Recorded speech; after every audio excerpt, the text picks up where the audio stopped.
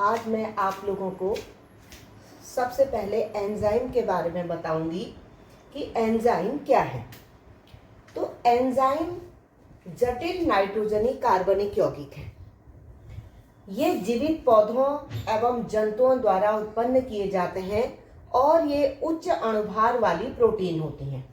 तो एंजाइम वास्तव में उच्च अणुभार वाले प्रोटीनस पदार्थ हैं जो पानी में मिल करके कोलाइडी विलयन बनाते हैं। हमारे शरीर में कई प्रकार के एंजाइम पाए जाते हैं, जैसे जीभ में टाइलिन नाम का एंजाइम पाया जाता है। टाइलिन नाम का एंजाइम पाया जाता है। जब हमने अपने भोजन पदार्थ को लेना होता है तो हम उसे अपने मुंह में रखते हैं। मुंह में जाते ही सबसे पहले दांतों का कार्य होता है कि उसको चबाना। दांतों के द्वारा उसको सरल यौगिकों में बांटा जाता है, उसको सरल बनाया जाता है। और जो जीभ में टाइलिन नाम का एंजाइम होता है वो एक प्रकार की क्या है, प्रोटीन है, और वह उसको और भी सरल बना देती है। वह भोजन हमें मीठा लगने लगता है। तो इस प्रकार से जो भोज्य पदार्थ हम खाते हैं वह सरल हो जाता है और हम उसको निगलने में सक्षम हो जाते हैं। तो हमारी जीभ में टाइलिन नाम का एंजाइम पाया जाता है। ऐसे ही हमारे आमाशय में पेप्सिन नाम का एंजाइम पाया जाता है। हमारा वही भोजन फिर ये जो ग्रास नली के द्वारा आमाशय में जाता है। आमाशय में ऑलरेडी HCl अम्ल होता है और HCl अम्ल उस भोजन के साथ मिलता है, उसे सरल बनाता है। और वहां पर पेप्सिन नाम का एक एंजाइम होता है और बड़ी सी श्रृंखला, पॉलीपेप्टाइड श्रृंखला उसमें पाई जाती है और वह भोज्य पदार्थ हमारे आमाशय में जाकर के और भी सरल हो जाता है। तो मैं ये कहूंगी कि आमाशय में जो एंजाइम पाया जाता है वो पेप्सिन नाम का एंजाइम होता है।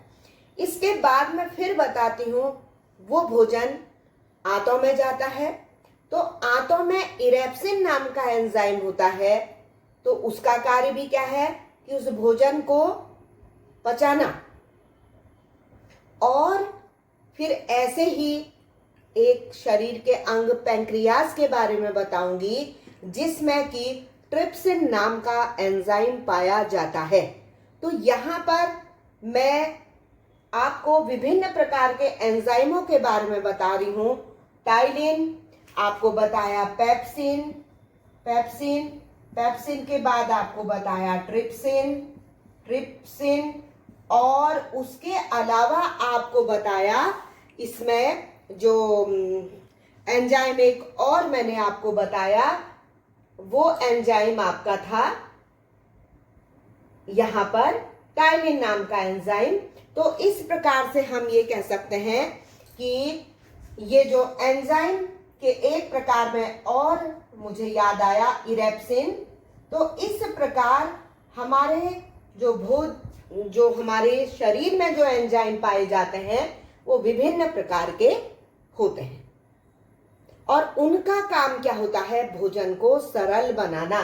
तो मैंने यहाँ पर यह कहा कि एंजाइमों को जैव रासायनिक उत्प्रेरक, बायोकेमिकल कैटालिस्ट भी कहते हैं तथा इनके द्वारा अभिक्रिया को उत्प्रेरित करने की परिघटना को जैव रासायनिक उत्प्रेरण या बायोकेमिकल कैटालिसिस कहा जाता है। तो हमारे शरीर में विभिन्न प्रकार की जो रासायनिक अभिक्रिया होती हैं या हमारे जैव तंत्र में जो भी रासायनिक अभिक्रिया किसी एंजाइम की मदद से होती है, एंजाइम वहां उत्प्रेरक का कार्य करता है। ऐसी रासायनिक अभिक्रिया जो एंजाइम की उपस्थिति में होती है उस रासायनिक अभिक्रिया को हम क्या कहते हैं, उसको कह देते हैं यहाँ पर हम बायोकेमिकल कैटालिसिस, जैव रासायनिक उत्प्रेरण।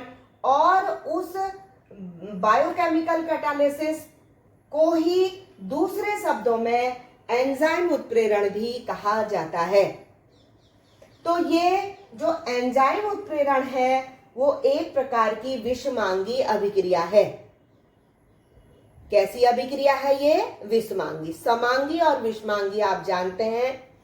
अब आप समांगी का एक मैं उदाहरण फिर से आपको याद दिला दे रही हूं। जैसे आप नमक का घोल बनाते हैं तो उसमें नमक के पानी में जो कण होते हैं वो सब जगह पर घुल करके एक समान हो जाते हैं। आप कहीं पर से भी लीजिए, तो कहीं से भी आप लेंगे, ऊपर से, नीचे से, बीच से, तो वो हमें एक सा ही वह विलयन स्वाद में लगेगा। अब आप मिट्टी और पानी के विलयन को देखिए, तो वो मिट्टी नीचे बैठ जाती है और पानी ऊपर आ जाता है, तो वो विषमांगी विलयन का उदाहरण है। और पहला वाला मैंने नमक और पानी का घोल, वो समांगी विलयन का उदाहरण है। तो जो एंजाइम है वो भी, एंजाइम उत्प्रेरण भी एक विषमांगी अभिक्रिया है।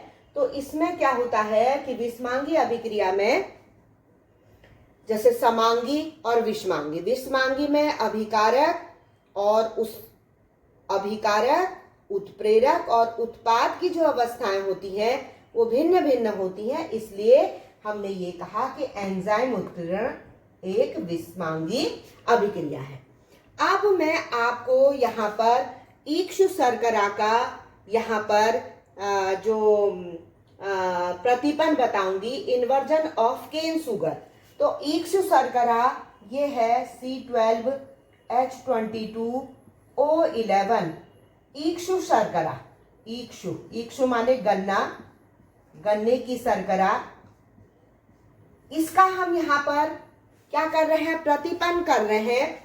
तो ये प्रतिपन्न कर रहे हैं ये पानी, और यहाँ पर इसमें यहाँ पर क्या लिया जा रहा है? आपका जो एंजाइम लिया जा रहा है वो एंजाइम है इनवर्टेस। इनवर्टेस भी एंजाइम का एक प्रकार है। तो यहाँ पर इक्षु शर्करा ये लिक्विड फॉर्म में है, ये भी लिक्विड फॉर्म में है। तो यहाँ पर इसका प्रतिपन्न किया जा रहा है इन्वर्जन ऑफ केन शुगर, गन्ने की शर्करा। तो क्या बनेगा यहाँ पर? यहाँ पर जो यौगिक हमको प्राप्त होंगे C6H12O6 और दूसरा बनेगा C6H12O6। एक बनेगा आपका ग्लूकोज और दूसरा बन जाएगा आपका फ्रुक्टोज। दूसरा क्या बनेगा? फ्रुक्टोज। तो दो पदार्थ, दो यौगिक अलग अलग हमें यहाँ पर प्राप्त हो रहे, ग्लूकोज और फ्रुक्टोज। तो ये भी किस अवस्था में हमें प्राप्त होंगे? ये भी हमको लिक्विड फॉर्म में प्राप्त होंगे। तो ये इक्षु शर्करा का यहाँ पर प्रतिपन्न हो रहा, इन्वर्जन हो रहा है। तो आप देख रहे हैं इन्वर्टेस नाम का एक एंजाइम है, और उस एंजाइम की प्रेजेंस में यहाँ पर ग्लूकोज और फ्रुक्टोज, इक्षु शर्करा, ओनली इसको शर्करा या सुक्रोज भी कह सकते हैं, C12H22O11, ये इसका रासायनिक सूत्र है। इसमें इसका प्रतिपन्न किया जा रहा है इन प्रेजेंस ऑफ वाटर। तो दो यौगिक हमको प्राप्त हो रहे हैं। अब इसके बाद अगला आप उदाहरण देखिए। अगला उदाहरण आपके पास मैं बताती हूं, ये है, आप माना यहाँ पर ले रहे हैं यूरिया। यूरिया का सूत्र सभी बच्चे जानते हैं। ये दूसरा उदाहरण है NH2CONH2, ये है यूरिया। देखिए नाइट्रोजनी उर्वरक है यूरिया, NH2CONH2। वैसे भी जो एंजाइम होते हैं जटिल नाइट्रोजनी कार्बनिक इनमें होता है, अर्थात N इनमें, मतलब N नाम का इसमें तत्व पाया जाता है। नाइट्रोजनी कार्बनिक यौगिकों में उच्च अणुभार वाले होते हैं। तो ये यूरिया है। तो यूरिया को हम यहाँ पर क्या कर रहे हैं? इसको किस उत्प्रेरक यूरिएज, यूरिएज ये एक यहाँ पर उत्प्रेरक है और एंजाइम है, एक उत्प्रेरक एंजाइम है एंजाइम। तो यहाँ पर ये किसमें चेंज हो रहा है? ये चेंज हो रहा है अमोनिया और CO2 में। तो यहाँ पर क्या बन रहा है, अमोनिया गैस और CO2 बन रही है। तो ये दोनों ही यहाँ पर हम ये कहेंगे कि यूरिया को हमने चेंज कर दिया अमोनिया और कार्बन डाइऑक्साइड में। तो ये हो गया तुम्हारा कि यूरिया का यूरिएज नाम के एंजाइम की उपस्थिति में यहाँ पर किसमें ये परिवर्तित हो गया, अमोनिया और कार्बन डाइऑक्साइड गैस में। अब इसके बाद मैं अगला बताऊंगी, अगली जो समीकरण है, बहुत सारी समीकरण है। तो यहाँ पर अब मैं आपको बताती हूँ कि जो C6H12O6 ये है आपके पास ग्लूकोज, ये ग्लूकोज है। तो ये एक एंजाइम यहाँ पर जाइमेस लिया जा रहा है, जाइमेस नाम का एंजाइम है। तो ये एंजाइम इसको अल्कोहल और CO2 में चेंज कर देता है, 2C2H5OH प्लस यहाँ पर CO2 गैस बन जाती है। ये है एथिल अल्कोहल, एथिल अल्कोहल। तो ये विभिन्न रासायनिक अभिक्रियाएं जो कि किसी उत्प्रेरक, एंजाइम उत्प्रेरक की उपस्थिति में होती हैं, तो ऐसी रासायनिक अभिक्रिया को हम एंजाइम उत्प्रेरण कहते हैं। तो एंजाइम यहाँ पर उत्प्रेरक का कार्य करता है। तो विभिन्न एंजाइमों को मैंने यहाँ पर आपको विभिन्न उदाहरणों द्वारा बता दिया। अब आप घरेलू उदाहरण देखिए, दूध का दही, हर घर में दूध का दही बनता है।